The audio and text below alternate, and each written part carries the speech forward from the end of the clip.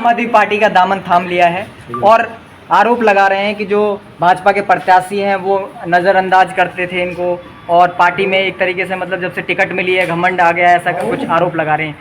इसको लेकर क्या कहेंगे और कितने मजबूत जो है इनके आने के बाद आप होंगे? असली क्या है, मजबूत तो जो आदमी चुनाव लड़ा जिसकी घरवाली तो मजबूत ही है, पार्टी से चुनाव लड़ा बीजेपी से, और वो नाराज़ होकर आ रहा तो कोई ना कोई कारण तो होगा। क्योंकि मैं कई जगह सुना है मैंने कि वो लोगों से उल्टा बोलता है, जो सामाजिक बात है वो नहीं करता, और उसकी जो बोलचाल है वो ठीक नहीं है। वो हर समाज के लिए अंडसंट वो जरा क्या कह देता भगवान जाने। बता रहे कि इनका उपवास भी उड़ाया, इनका पद भी छीने की षड्यंत्र रचा है, वो षड्यंत्र रचते हैं भाजपा के खिलाफ। तो ये कह रहा कि तू बाबा साहब की तरह बन रहा है। अब ये लगा लीजिए, बाबा साहब एक सम्मानित हमारे देश के भगवान ही लोग मानते हैं उनको, तो ये व्यक्ति ऐसी बातें करे। मैं तो ये कह रहा हूँ इसकी जमानत जब्त होगी, ये बता रहा हूँ। नेताजी, चुनाव के अंतिम चरण में भी जो भाजपा के जो कार्यकर्ता हैं वो टूटकर और आम आदमी पार्टी का दामन थामते जा रहे हैं। दिन पर दिन जो आम आदमी पार्टी का कुनबा बढ़ता जा रहा है, इसको देखकर आप क्या? असली क्या, बीजेपी ने जिसको टिकट दिया वो सोच समझ कर देती ना। जो पार्टी में बहुजन समाज पार्टी में 6 महीने पहले आया उसे टिकट दे दिया, जो और बीजेपी के जो भाई उनका क्या हुआ? नेताजी कहीं ना कहीं बीजेपी और उसके कैंडिडेट बाबा साहब का अपमान कर रहे हैं। पहले बीजेपी ने किया, अब बदरपुर विधानसभा से उनके प्रत्याशी कर रहे हैं। वो अच्छी बात नहीं है इस तरह किसी के बारे में कहना। कोई भी समाज है वो सब आदरणीय है। ठीक है जी, बहुत धन्यवाद। नमस्कार सर, आपने भारतीय जनता पार्टी को अलविदा कर दिया है और आपने आम आदमी पार्टी का दामन थामा है। राम सिंह नेताजी की नीतियों से प्रभावित होकर के क्या कहेंगे आप, और भाजपा में किस पद पर जरा अपना परिचय बताइए? मैं भाजपा में बदरपुर मंडल का मंडल अध्यक्ष था, जिससे मैंने इस्तीफा दिया है। तो ऐसा क्या हुआ, क्या लगा आपको जो आपने इस्तीफा दिया? जी, भारतीय जनता पार्टी प्रत्याशी चुनाव की बात तोड़ती है जी। वो प्रत्याशी ना तो संगठन को समझता है कुछ, ना संगठन को मानता है। वो व्यक्ति इतना अहंकारी, अभिमानी, इस तरह का व्यक्ति है वो, ना तो उसके लिए कोई संगठन है, ना ही किसी व्यक्ति की वैल्यू है। आप कितना भी उसके लिए काम करोगे, वो व्यक्ति ना तो संगठन को समझता है। जब उसको संगठन की समझ ही नहीं है और संगठन को ही नहीं समझेगा, तो फिर हम सारे कार्यकर्ता उसके लिए क्यों मेहनत करते, क्यों भारतीय जनता पार्टी को जिताएं इस क्षेत्र से, जबकि हमें इसके बारे में पता है कि वो अहंकारी है। वह व्यक्ति अगर चुनकर आया तो क्षेत्र का विनाश कर देगा। एक तरफ राम सिंह नेताजी हैं जो सेवा कार्यों में लगे रहते हैं। आपका कहने का मतलब ये है कि नरेंद्र शर्मा जो है वो पार्टी ने गलत व्यक्ति को टिकट दे दिया है, इससे आप जो है नाराज हैं, इसलिए आपने पार्टी छोड़ी है।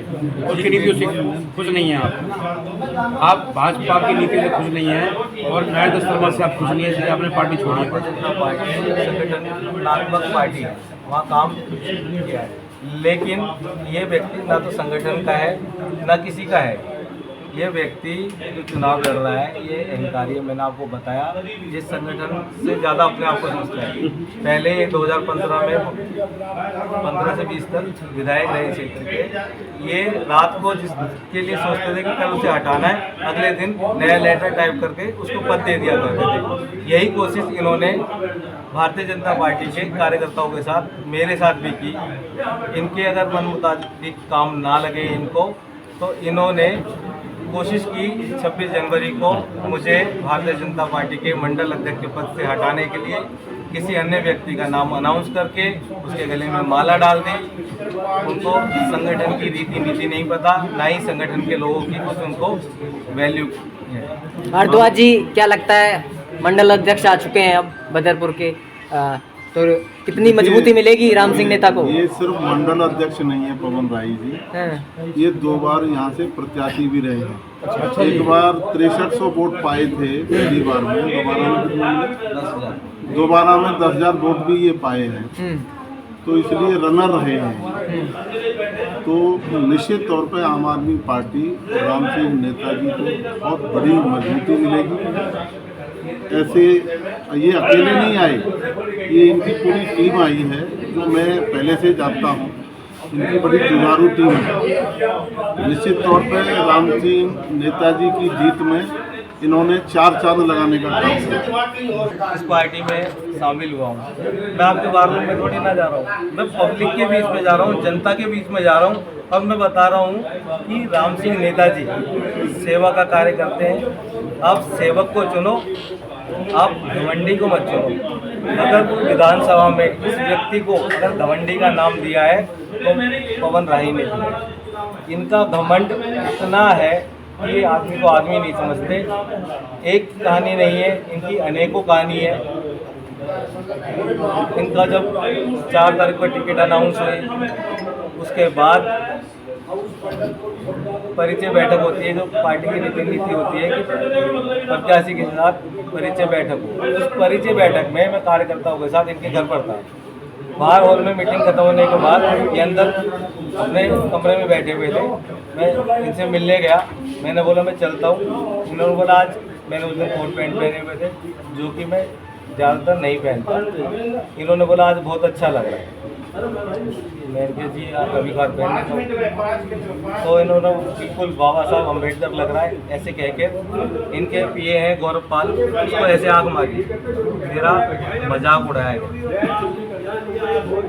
मैं तो इनको बोल के मुड़ चुका था। मेरे साथ मेरे पीछे मेरा भतीजा था, उसने देख लिया आग मारते हैं उनको और बाद में हंसते हुए। मैं बाहर आके खड़ा हुआ था, वो मेरे पास आया, उसने मेरे को बोला चाचा ये तो बहुत गलत व्यक्ति है। मैंने कहा क्या हुआ कि जब आपको अभी अंदर बाबा साहब अम्बेडकर बोला है, उसके बाद आँख मारकर ये हंस रहे थे। मैंने कहा कोई बात नहीं बेटा, पार्टी ने अगर किसी गलत व्यक्ति को भी टिकट दे दी है तो भी हम पार्टी के साथ इसके लिए काम करेंगे। अच्छा, पूरा प्रकरण जो बता रहे हैं कब का प्रकरण है?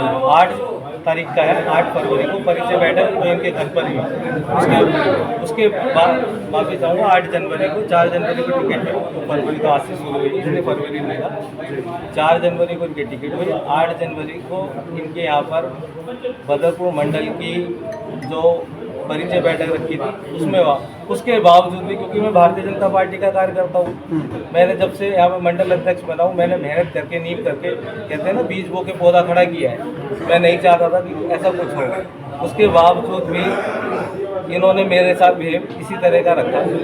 26 जनवरी को मैं पार्टी के काम में लगा हुआ हूँ, मैं वहाँ नहीं पहुँच पाया। वहाँ पर इन्होंने हमारे सांसद जी को मेरे खिलाफ भड़काया और बोला कि पवन राही काम नहीं कर रहा है। मुझसे बिना पूछे फीडबैक लिए, अगर आपको लग रहा है सांसद जी को बैठाते, मुझे बैठाते, बात करते। लेकिन जो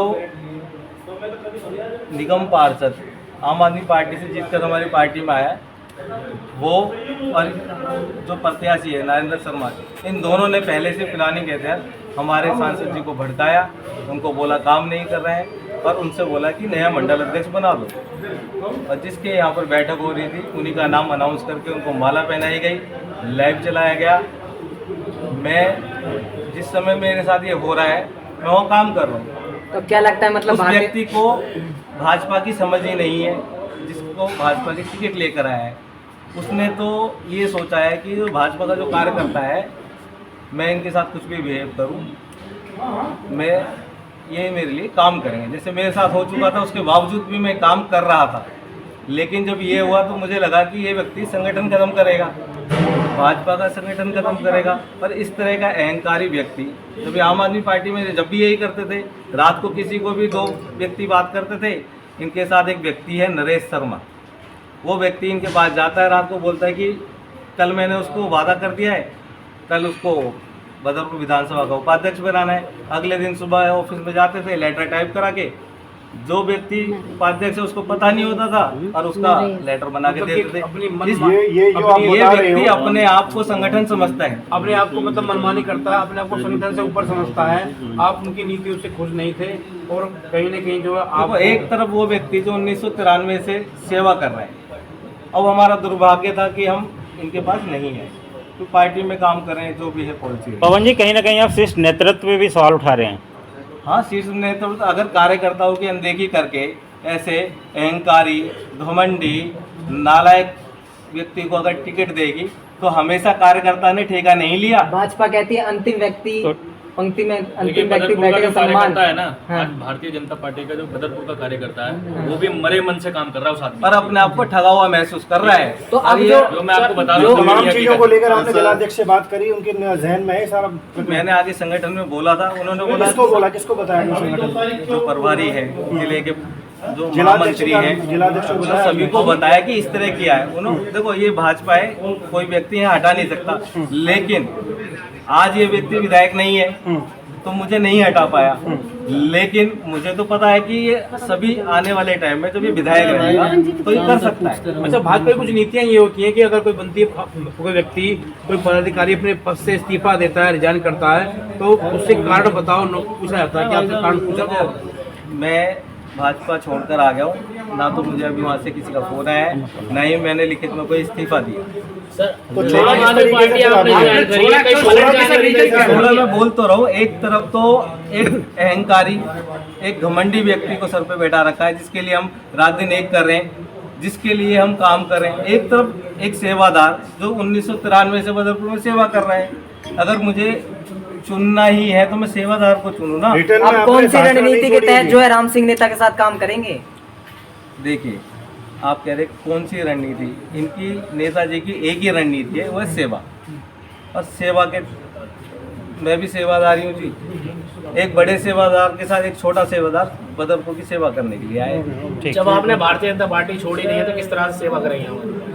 देखिए, कहीं ऐसा तो नहीं है देखिए, एक पार्टी, आप यहाँ से जाने के बाद मैं यही बात बताना चाह रहा हूँ, जब एक पार्टी से जब दूसरी पार्टी की सदस्यता लेता है कोई भी व्यक्ति, ऑटोमेटिकली उसकी सदस्यता वहाँ से रिजाइन हो जाती है। तो वो तो है, राइट है।